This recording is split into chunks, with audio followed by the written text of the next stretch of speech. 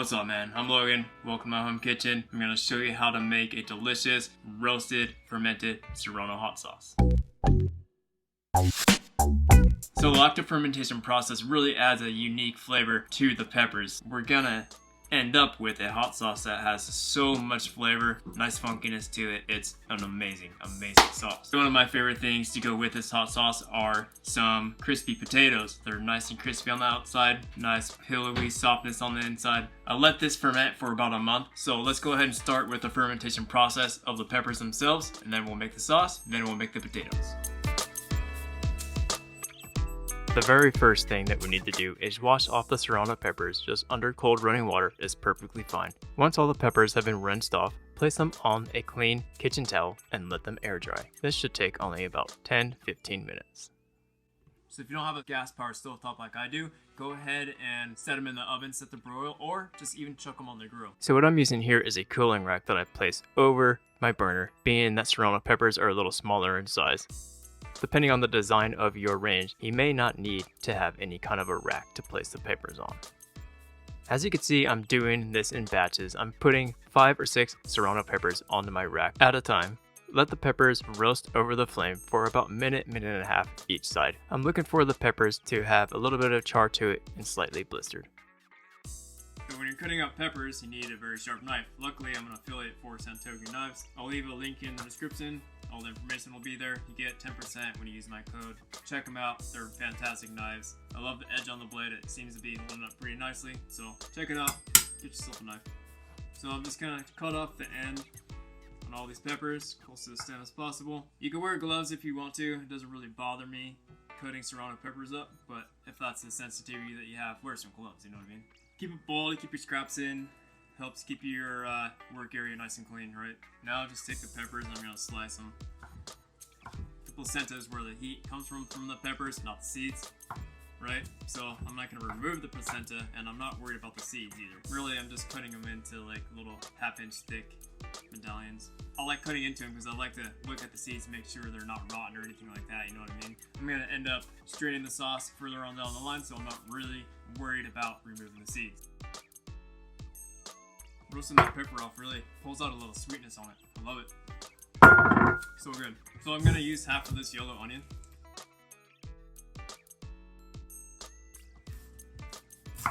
Kind of did that a little backwards. You know what I mean. So I'm just gonna go for medium dice on this onion, not too crazy. Cut it down right to the core. No waste.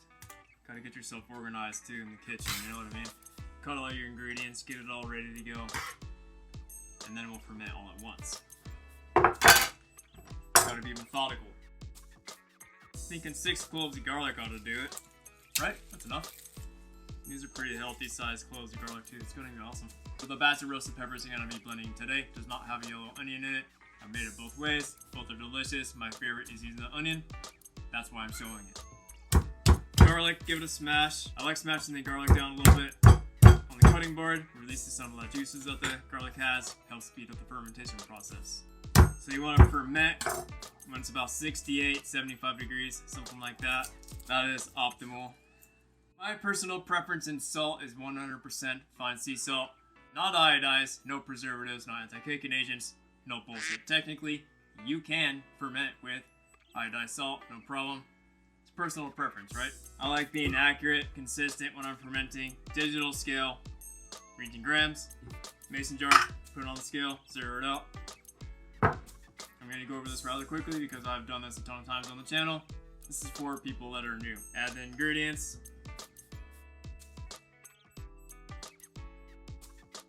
Adding spices to ferments are pretty nice too.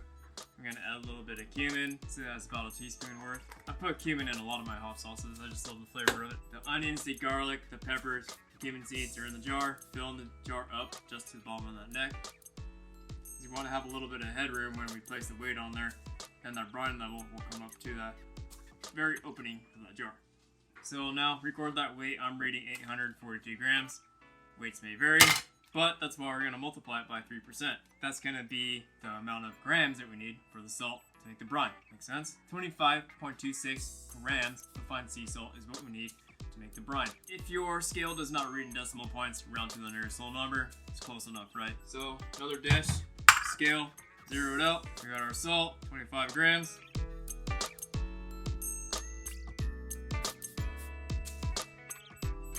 Alright, so pour some of this water back into this bowl. Salt goes in, whisk it. You want to thoroughly dissolve the salt. I like putting the fermented glass dish like this. If you have any overspill, then it kind of catches it. Put the brine back into this jar. I'm sure there's a lot of different ways to do this. This is my preferred method. It's always worked for me. Now we want to make sure everything stays underneath that brine level. That's an anaerobic environment. I have a baby food jar that I've had for years, glass. You could use a Ziploc bag filled with water too. It's not my preferred method. You can buy fermentation weights. You don't really need to get fancy either. I like this weight because it just fits into the opening of the jar. Now you should see the brine level kind of float to that top level right there. That's perfect. That's going to keep all those ingredients submerged underneath that brine level. Very important. Ferment this for about a month. 68 to 75 degrees is my preferred temperature range. I have a little spot in my pantry that I keep my fermentation projects at. It's consistent in temperature year round. Find a spot in your pantry, on your countertop. Just keep it away from direct sunlight. If you can. After about 4 or 5 days, you should see signs of fermentation activity. That's going to be called lazy carbonation. It's just little bubbles that'll float. Strain it out, reserve the brine because I'm going to use it to thin out the sauce. Now, brine could be very useful. You could use it in marinades. You could use it as a salad dressing base. It's fantastic. It has those good probiotics in it. Immersion blender will work. Higher power blender will work even better. But Nutribullet's what I have to work with. It's a workhorse. I've had this thing for years. I'm gonna only add a little bit of the brine to kind of get a good consistency on the sauce. Just a little splash. Add a little bit of brine until you get a good consistency that you're looking for. It's always easier to add than it is to take it away, of course, right? I let the blender run for about 30 seconds, and of course this is an optional step, but I like smoother sauces, so I go ahead and strain mine out with a fine mesh strainer. I like the consistency on it. I like my hot sauces a little thinner, but if you want it thicker, obviously just use a little less brine when you're blending it up.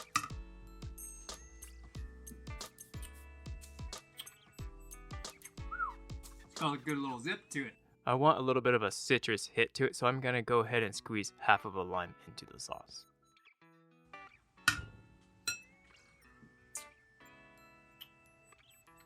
It's perfect. The lime juice adds a nice little profile to it. I like it. This is a really nice sauce. It'll go really nicely with those crispy crushed potatoes. So the potatoes, I have these medley fingerling potatoes. So these little fingerling potatoes, as they're called, gonna blanch them in water until they're fully cooked, and then lightly crush them down. Pan fry them with butter, a little bit of garlic, some rosemary, and a cast iron pan. They're gonna be crispy on the outside, nice and pillowy soft on the inside.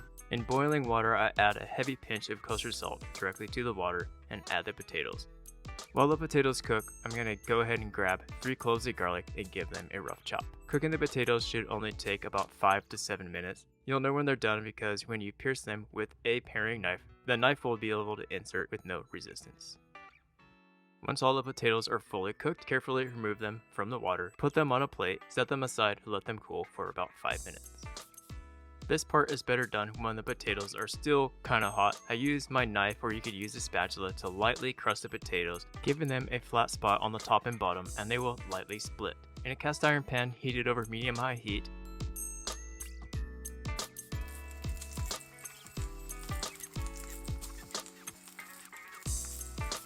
using that oil, I'm going to carefully baste the top of the potatoes. That is so that I could season them with salt and the salt will stick. They're going to sear on the first side for about 2 to 3 minutes until they are starting to caramelize. Flip the potatoes over, salt them once more, and add 2 tablespoons worth unsalted butter. While that butter is melting, drop in those 3 roughly chopped garlic cloves and a fresh sprig of rosemary. Cook the second side of the potatoes for an additional 2 to 3 minutes. While they're cooking, go ahead and grab a spoon and baste the other side of the potatoes with that melted butter that is now flavored with the garlic and the rosemary.